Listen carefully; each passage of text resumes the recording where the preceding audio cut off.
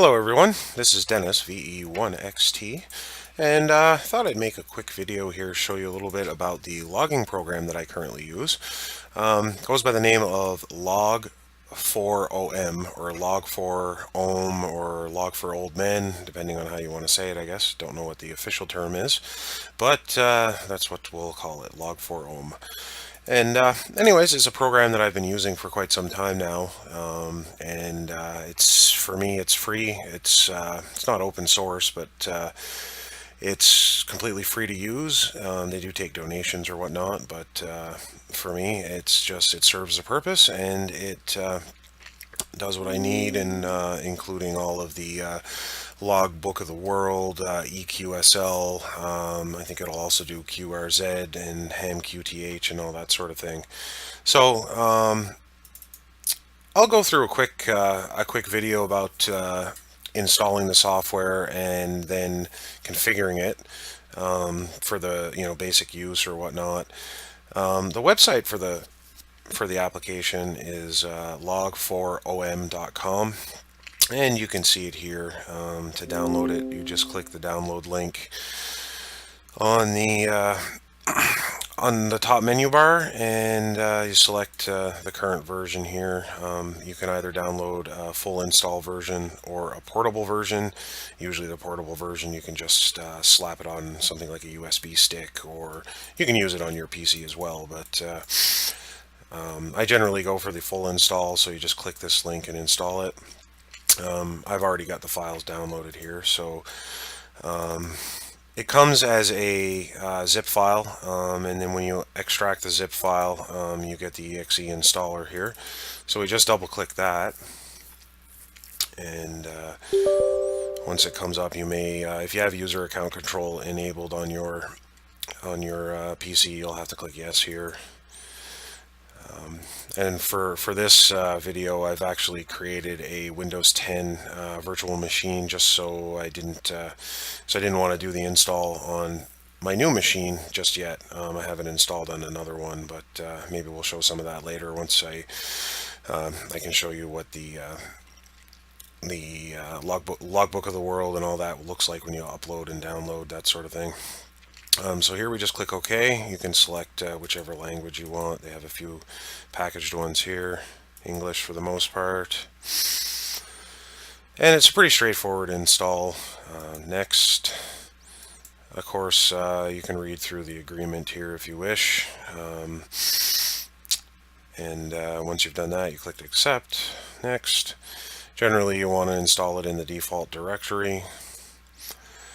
And if you're going to be using the rig control via OmniRig, if your rig requires the OmniRig libraries, you can go ahead and select that. And you can also select the user manuals. I like to install the user manuals just in case I need something. And you can create the program shortcut, or the shortcuts in the program in the Start menu folder. Just leave it at the default. And create a desktop icon and install.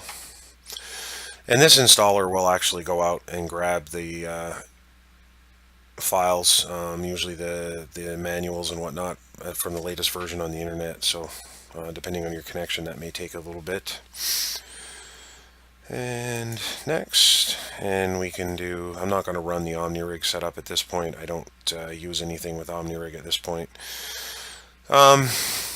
So you can click Finish, and you can see here you have a icon on your desktop. So we'll double click that. And once it decides to start up here, sometimes it does take a minute or so to start up, especially on the first try. And here we'll see we get the main application in the background here. And then we also have these settings here. So here you can create different, essentially profiles. They call them configurations. You can create new ones if you had various call signs or whatnot. I generally leave, for if this is going to be my main install, I leave this as is, and from here you can kind of start putting in your information here. So usually the ones in red here are the ones that are required. So in this instance, I would put in my VE1 XT call sign and my locator FN63. And if you were running this under a different call sign, if your station had a different call sign than the operator, you can put in the call sign there, and there's different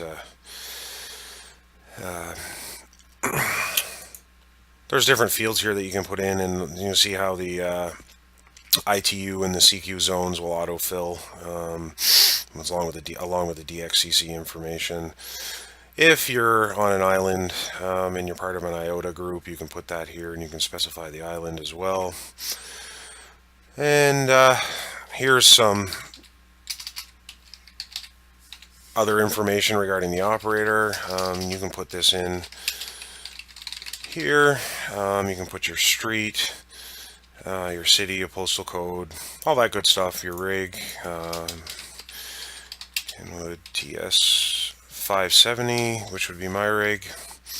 And you can put your, all various other things in here, TX power, antenna, that sort of thing.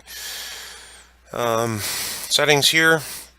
You can pick some various settings for the application itself.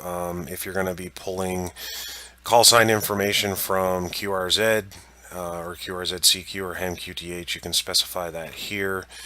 And there's various other things here that you can play around with, your languages, check for new releases if you want to automatically get updates to the application. You can also set up a backup folder, which I highly recommend, so that you can, when you click the backup button or when you're exiting the program does an automatic backup and will save your settings to another location and back up your database.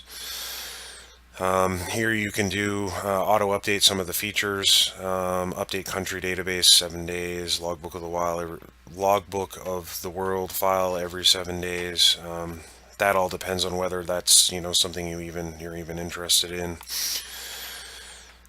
Here's where you can configure your rig for rig control. And you can also configure the cluster. It does have a DX cluster built into it here, so you can configure that. And here's what countries not worked or confirmed will be marked as red. Band mode worked, not worked but confirmed. You can see that in green here. You can see worked, and if you've already worked a station on a specific band, it'll highlight a different color as well. You can set some defaults for some settings for the QSLs here. If you want to have your default status when you upload or download QSLs from either Logbook of the World or EQSL, you can have the status here set. I usually leave these at the default. You can also receive alerts and that sort of thing. You can hear if you were to upload your logs to an external source such as Logbook of the World, EQSL, HRD log, club log, that sort of thing.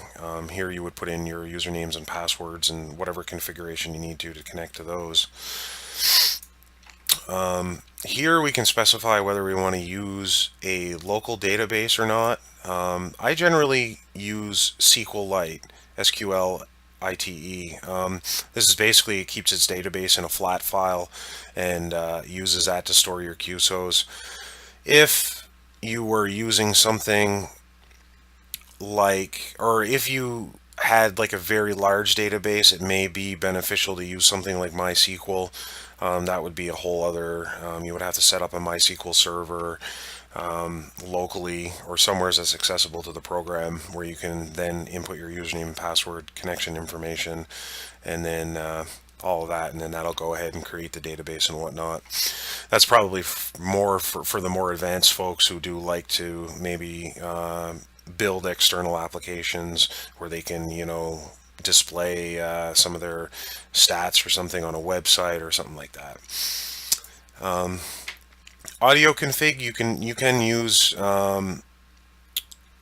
this application for some audio purposes, for files, to record files, possibly play files. This isn't something I've used a whole lot of. As I mentioned, I'm using a TS570S, and a lot of, I do have basic rig control. I do have a serial cable that will interface with it, and that mainly is just for tuning the radio to a specific frequency on when you click on the cluster or something like that. Services here, again, this is not something I've used a whole lot of. It does look like you can probably set up like a web service where you could hit this, say if you were running this on another machine in your shack and you were out in your, in another room on a laptop or something, you could log in, hit the web service, and interface with your logging program that way. Again, that's not something I've personally used, but the option is there as well. And again, here's another thing where you can generate web pages and upload them with your logs and whatnot in them. Again, probably more for the more advanced folks that maybe want to display this thing publicly on a website somewheres, or have access to this outside of the QTH for some reason. So there's a lot of things that you can do in here that I won't go over, just because it is there's a lot that you can do in here. And once you've done all of this, you can click Save here, and that will essentially bring you into the application. So here we can see we don't have a whole lot going on here, other than maybe, let's say, you wanted to log a contact. You have the field for call sign. So if I were to put in my own call sign here, since I didn't go ahead and set this up with my QRZ information or anything like that, I didn't. I'm not pulling any any data from the web to auto fill in any of this. So you can manually fill this in. So you get the call sign, the name. Here is the signal reports. You can either, you can select whatever, or you can type it in if you had a QSO with me, and you sent me a 5.8 and I sent you a 5.9. You would put that here. You can specify you can specify the frequency. You can put comments, notes, that sort of thing. Here it'll automatically log the correct time, or the time of the QSO when you're done and you add it. Here it will autofill some of this information in here, like the country based on the call sign. The country, it does add some of the SOTA information in here, although I don't generally operate SOTA or IOTA or anything like that, but it does fill in some of this automatically. If you were to be making contacts for 1010 or SKCC or anything like that, you could put any of these award programs in here. Canadian Island Award, and then you could pick your island or something of the sort.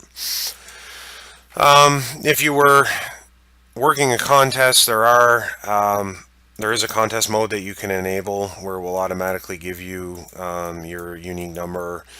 You can auto-generate certain strings, suffix, contest ID. You can select a different contest depending on what it is that you're working. This is sort of like some of the other specialized log programs, like say for field day or something like that, where you can where the QSOs are really quick, and it's just your number, your whatever the exchange is, and then on to the next one. So you can have the program fill in a lot of that without having to do it yourself. And of course here you're going to have some extended QSO information. You could This is generally where you would see if you were auto-filling this in from QRZ or something like that. You would be able to, if there was a county specified, it would automatically populate state. You could put that in here. You could put the actual address of the QTH.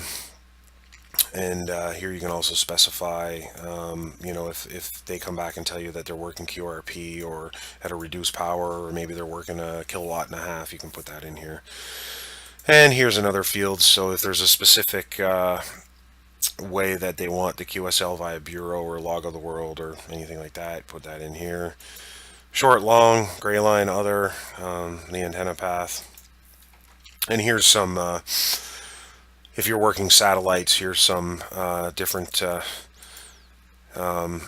information for that type of thing. And then again, once you're done and you have everything in here, you simply click Add.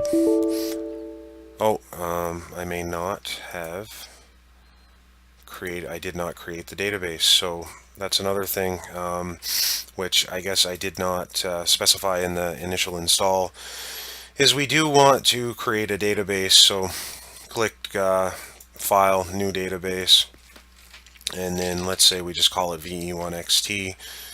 And for this example, we'll just save it to the desktop and save. And here you can see down here, in the bottom right corner here where my mouse is, C users VE1XT desktop VE1XT.SQLite. And you'll actually see that database here. And that is the file, that is the actual file where your Qso information is stored. All of this additional info, comments, country, clubs and awards, and all that stuff.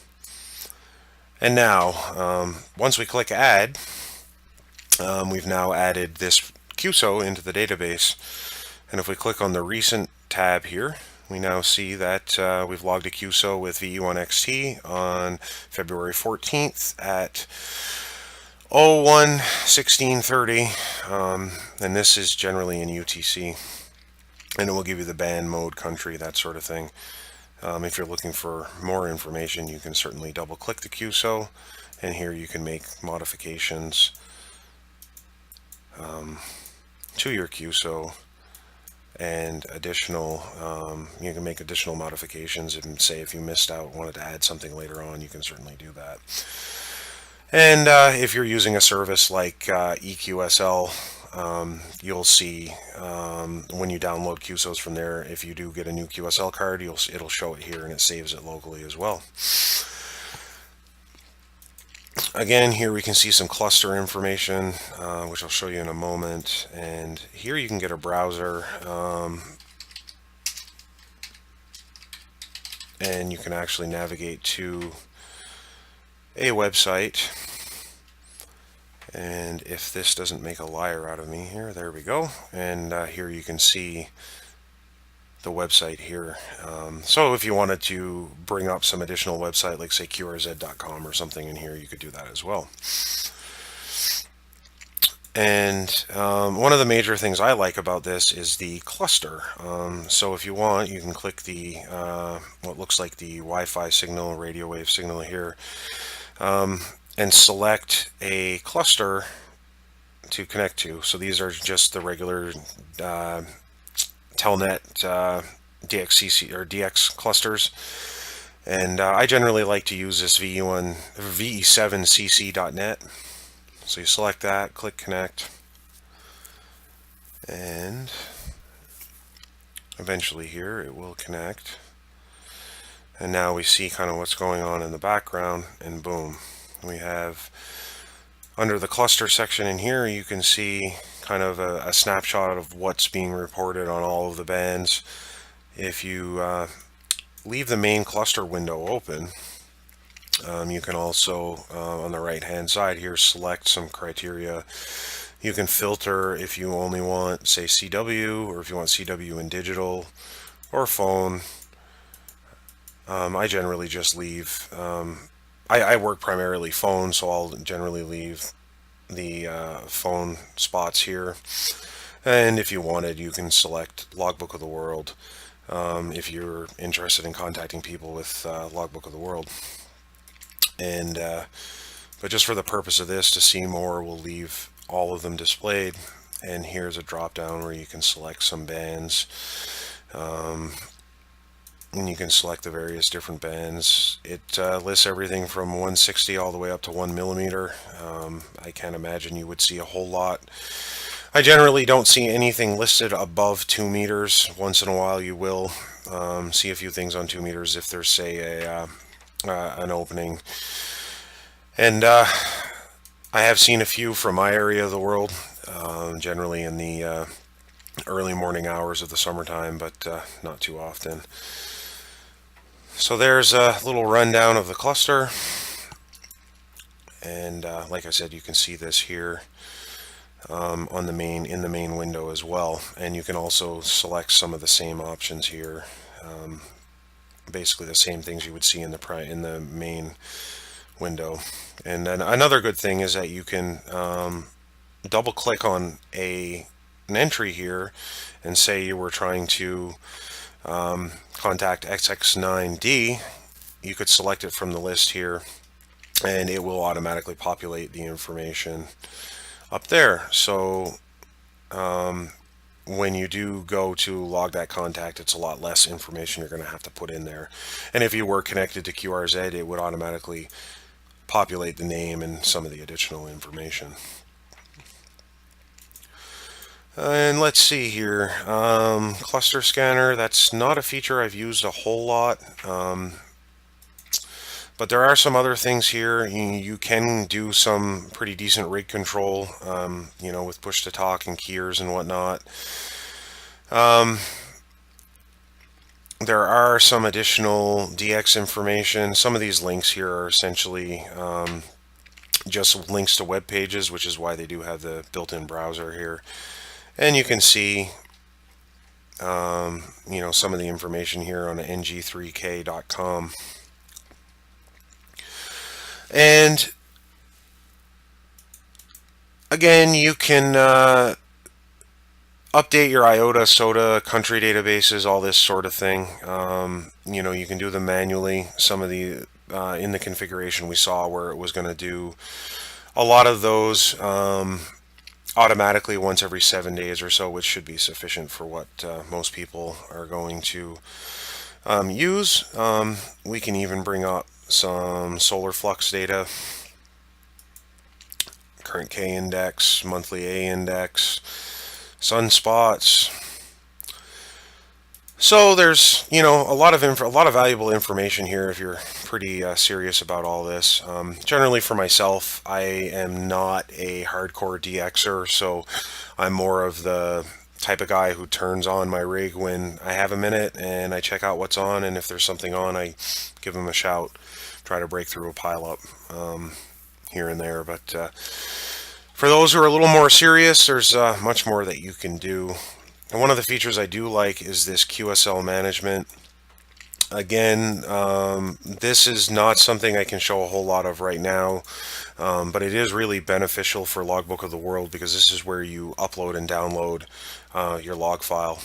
I may make another video in the future where I kind of go through the setup of the Logbook of the World in Log4OM, but that'll take a little bit more because I'll have to possibly import my certificates from Logbook of the World, that sort of thing. But I may be able to show that on my other instance as well. But you can also create QSLs. Here gives you basically a template sort of that you can make QSL cards and you can print them out. Here the Qso Archive will show you it's sort of the same, I guess, as your recent Qso tab in the main window, but it does give you a little bit more information right on the main screen, and you can do some updates. You can also, one of the neat things too is you can take your your QSOs, you can plot them into a KML. A KML file is a file that's used by Google Earth. So you can plot it, you can output a KML file, and then if you're someone who likes to run Google Earth, you can kind of look at a snapshot of your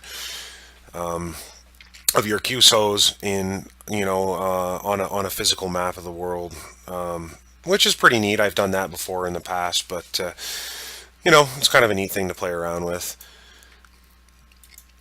And I guess there's not a whole lot more for the basic features and whatnot. If you ever need to get into the settings, you can go to the settings menu and then options. And here you see your configuration. And if you need to make any changes or anything to that, you can do so. The other thing that you may want to do, for example, here in Canada this year, we have the 150th anniversary, and we have the option to use some additional call signs. So for myself, I get to use a Charlie Golf 1 X-Ray Tango for the year for 2017. So what I have done is I've gone ahead and created a second configuration and a second database. So when I do want to use my CG1XT, I can go ahead, switch the database, or switch the configuration, switch the database, and that will actually allow me to log my QSOs and everything in a separate database, which is good. That way it kind of keeps everything separate. And I've also gone so far as getting an additional call sign registered with Logbook of the World, so I can confirm QSOs that way as well. I haven't used that call sign a whole lot, but I do have a few contacts logged in there, but not a whole lot yet. So anyways, I guess that's my brief overview of Log4OM, and like I said, it's a program I've been using for quite some time now, and I'll hopefully be able to do some additional videos in the future here that'll give me some, or give you guys some additional configuration options and tips and tricks and whatnot for some of the more advanced features. But for now, thank you very much for watching my video, and please forgive me as I'm a little bit new at doing some of this, so hopefully we'll refine some of the recording and audio and all that as time goes on, if we get a chance to make a few more of these. So like I said, thanks for watching, and 73.